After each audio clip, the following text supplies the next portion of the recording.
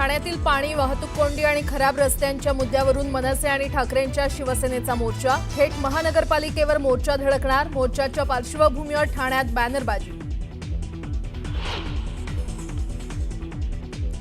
राज ठाकरेंचे सहकुटुंब मातोश्रीवर स्नेहभोजन। उद्धव ठाकरेंशी 2.5 तास चर्चा। गेल्या 3 महिन्यांमध्ये ठाकरे बंधूंची 6वी भेट।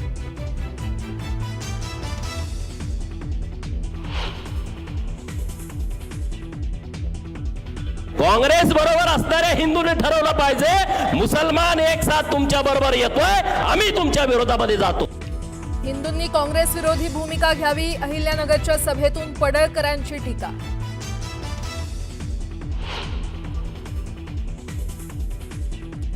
भाजपला भारत तालिबान बनवायचंय। महाराष्ट्रात नथुराम गोडसे सारखी मोडस ऑपरेंडी।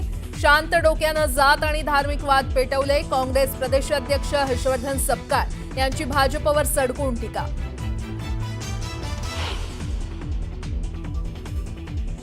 बिहार विधानसभा निवडणुकीसाठी एनडीएचं जागा वाटप झालं निश्चित। भाजप आणि जेडीयू 101 जागा लढणार, तर पासवान यांच्या पक्षाला 29 आणि माजी आणि कुशवाहा यांच्या पक्षाला प्रत्येकी 6 जागा।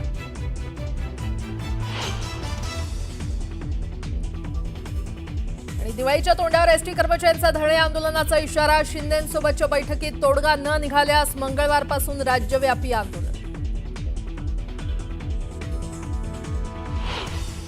कोल्हापूरच्या पट्टण कोडोलीमध्ये विठ्ठल बिरदेव यात्रा आज मोठ्या भक्तिभावाने संपन्न झाली। विठ्ठल बिरदेवाचा जयघोष करत भंडाऱ्याची उधळण करण्यात आली। हेमाड नृत्य आणि भाकणूक हे या यात्रेचं वैशिष्ट्य आहे। भगव्याचं राज्य येईल, चांगला पाऊस होईल असा अंदाज भाकणुकीत वर्तवण्यात आलेला आहे। महाराष्ट्र, गुजरात, आंध्र प्रदेश आणि गोवा या राज्यांमधून मोठ्या संख्येने भाविक विठ्ठल बिरदेव यात्रेसाठी आलेले होते। यावेळेला भाविकांनी उधळलेल्या भंडाऱ्याने अवघा परिसर पिवळा धमक झालाय।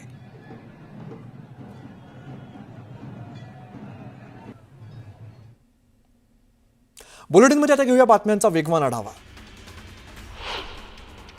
बिहार विधानसभा निवडणुकीच्या पार्श्वभूमीवर दिल्लीत भाजपच्या केंद्रीय निवडणूक समितीची महत्त्वाची बैठक पार पडली। पंतप्रधान नरेंद्र मोदींच्या नेतृत्वात ही बैठक झाली। या बैठकीत अमित शहा, देवेंद्र फडणवीस यांच्यासह महत्त्वाचे नेते उपस्थित होते। अहिल्यानगरमध्ये शिवशक्ती भीमशक्ती जनआक्रोश आंदोलन मोर्चामध्ये भाषण करताना भाजप आमदार गोपीचंद पडळकरांची जीभ घसरली।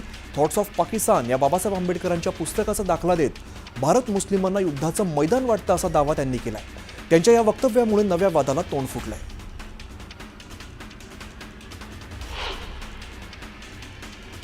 शिवशक्ती भीमशक्ती जनआक्रोश मोर्चा दरम्यान आमदार संग्राम जगताप यांनी इम्तियाज जलील यांना प्रत्युत्तर दिलंय। महापुरुषांचा अपमान सहन केला जाणार नाही, नगरमध्ये लावलेल्या पोस्टरवरील मजकूर आव्हान देणार असल्याचं जगताप यांनी म्हटलंय। प्रत्येक वेळी भाजपच्या नेत्यांना तोंडावरती पडायची सवय झाली आहे। विकासाचा कोणताही आराखडा देता येत नाही म्हणून हिंदू मुस्लिम असा जातीयवाद निर्माण करण्याचं राजकारण सुरू असल्याचा आरोप काँग्रेस प्रवक्ते अतुल लोंढेंनी केलाय। केंद्र आणि राज्य सरकार शेतकऱ्यांच्या पाठीशी भक्कमपणे उभं आहे। राज्य सरकारच्या वतीने भरीव मदत जाहीर केली आहे। पूर्वीच्या जाचक अटी कमी करण्यात आल्या असून मदतीचं क्षेत्र 2 हेक्टरवरून 3 हेक्टर करण्यात आलंय, अशी माहिती केंद्रीय मंत्री प्रतापराव जाधव यांनी दिली आहे।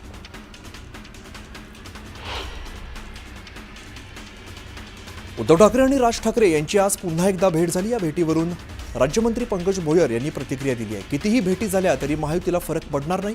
खूप वेळा भेटी होतात मात्र सूत काही जुळत नाही असा टोला लगावत जनतेचा विश्वास महायुती सरकारवरती असल्याचं वक्तव्य त्यांनी केलंय। शिवसेनेचे आमदार महेंद्र थोरवे यांच्यावरती वकील आरडेंना मारहाण केल्याचा गंभीर आरोप किशोरी आरडे यांनी केलेला आहे। मात्र थोरवेंनी हे आरोप फेटाळले। दरम्यान आमदार महेंद्र थोरवेंची कसून चौकशी झाली पाहिजे अशी मागणी राष्ट्रवादीच्या राज्य प्रवक्त्या सायली दळवी यांनी मुख्यमंत्र्यांकडे केली आहे। विधानसभा निवडणुकीत एकही सभा घेतली नाही, रॅली काढली नाही, तरी निवडून आलो। आता राज्याची आणि 5 जिल्ह्यांची जबाबदारी माझ्यावरती असल्यामुळे नगरपालिका, जिल्हा परिषद आणि पंचायत समितीच्या निवडणुका तुम्हीच सांभाळा असं मंत्री गिरीश महाजनांनी कार्यकर्त्यांना सांगितलंय। युती झाली तर ठीक, नाही तर आम्ही सुद्धा जिल्हा परिषद नगरपालिकांच्या सर्व जागा लढवू आणि आमच्या क्षमतेनुसार आमची ताकद दाखवून देऊ असं वक्तव्य आमदार अनिल पाटील यांनी केलंय।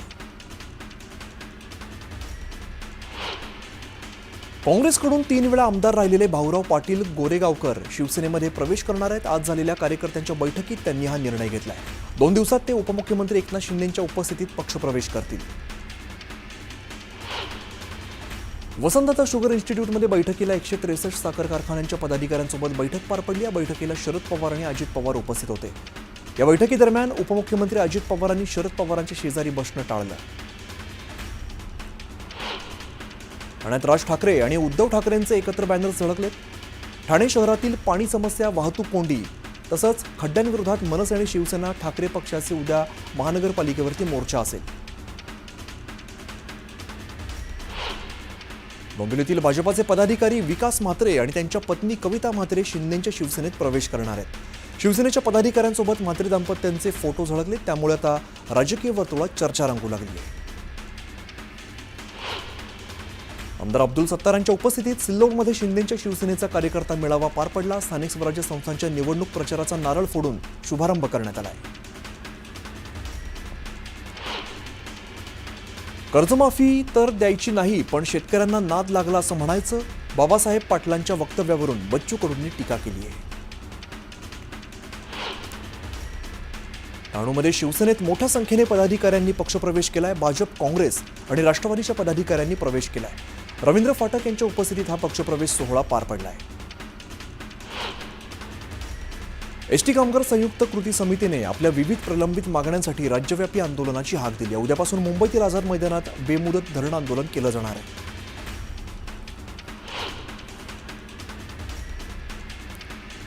सतीश भोसले उर्फ खोक्याच्या कुटुंबियांना मारहाण झाल्याची घटना समोर आली आहे. बीडच्या शिरूर कासार शहराजवळ 10 ते 15 जणांच्या टोळक्याने ही मारहाण केली आहे. तर आपल्या अल्पवयीन बहिणीला उचलून नेल्याचा आरोप खोक्याच्या पत्नीनं केलाय.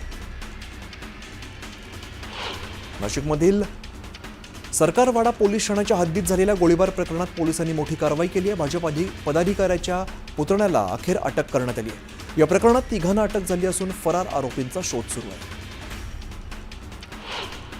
नाशिक पोलिसांनी गोळीबार प्रकरणात ताब्यात घेतलेल्या आरपीआय जिल्हाध्यक्ष प्रकाश लोंढे यांच्या कार्यालयाच्या झाडाझडतीत भुयार घर आढळून आलेलं आहे. यामुळे आता पोलिसांकडून अधिक तपास सुरू आहे. बीड जिल्हा कारागृहात कैद्यांवरती धर्मांतरासाठी दबाव आणला जात असल्याची घटना समोर आली होती. यावरून राज्यमंत्री पंकज भोयर यांनी आक्रमक पवित्रा घेतलाय. याबाबत अद्याप तक्रार आलेली नाही, मात्र चौकशी करून संबंधितांवरती कारवाई करणार असल्याचा इशारा भोयर यांनी दिला आहे. ठाण्यातील घोडबंदर रोडवरती वाहतूक कोंडी पाहायला मिळते. घोडबंदर रोडवरील गायमुख घाटात दुरुस्तीचं काम सुरू असल्यामुळे अवजड वाहनांना बंदी घालण्यात आली आहे. मालेगावात अतिवृष्टीचा भुईमुगाला मोठा फटका बसलाय. उत्पादनात घट होणार असल्यामुळे शेतकरी चिंतेत सापडलाय. पंचनामा करून तातडीने नुकसान भरपाई देण्याची मागणी शेतकरी करतात. बीड जिल्ह्यातील सिंदफना नदीपट्ट्यातील शिरस मार्ग आणि हिंगणी हवेली गावामध्ये पिंपरी चिंचवड माउंटेनिअरिंग क्लबच्या वतीने शेतकऱ्यांना अन्नधान्याच्या किटचं वाटप करण्यात आलंय. शाळकरी विद्यार्थ्यांना शालेय साहित्याचंही वाटप करण्यात आलंय. चोपड्याच्या बाजारात ऑक्टोबर महिन्यातच तोतापुरी कैरी विक्रीसाठी दाखल झाली आहे. सध्या या कैरीला 80 ते 100 रुपये किलो असा दर मिळतोय. पुण्यातील भिडे पूल वाहतुकीसाठी पुन्हा खुला करण्यात आलाय. दिवाळीनिमित्ताने शहराच्या मध्यवर्ती भागात होत असलेली वाहतूक कोंडी लक्षात घेत भिडे पूल वाहतुकीसाठी सुरू करण्यात आलाय. वंजारी समाजाचा एसटी प्रवर्गात समावेश करण्याच्या मागणीसाठी बीडमध्ये आंदोलन करण्यात आले. जोरदार घोषणाबाजी करत मागणी मान्य न झाल्यास बंजारा समाज बांधवांनी तीव्र आंदोलनाचा इशारा दिला आहे.